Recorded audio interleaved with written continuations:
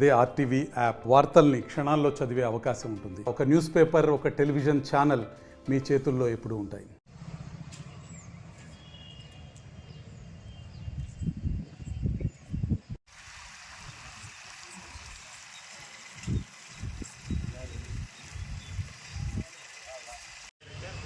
మేము ఏ అధికారం వచ్చినా కూడా అధికారం చెప్పిన పనులు చేయడానికి సిద్ధంగా ఉన్నాం.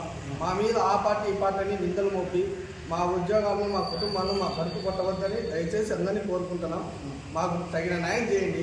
ఏ అధికారం వచ్చినా, ఏ ఆఫీసులో అయినా అందరూ ఉంటారు. ఏ అధికారం ఇచ్చినా, ఏ ప్రభుత్వం ఇచ్చినా అందరూ కలిసికట్టుగా పనిచేస్తారు.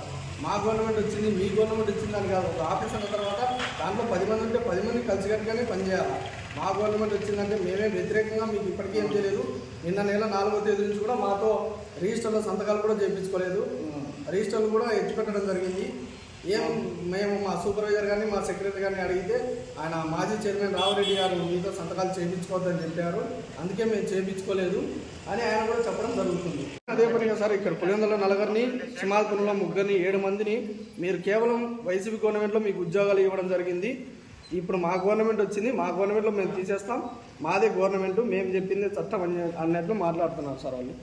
తర్వాత కొత్త ప్రభుత్వం ఏర్పడిన తర్వాత ఆయన మాజీ చైర్మన్ వచ్చేసి ఇది మా గవర్నమెంటు, నేనే చైర్మన్, నేను చెప్పిందే రూలు అని చెప్పేసి ఏ పాపం తెలియని మాకు 7 మందికి సోకాజ్ నోటీసులు మొన్న 1వ తేదీ ఇవ్వడం జరిగింది.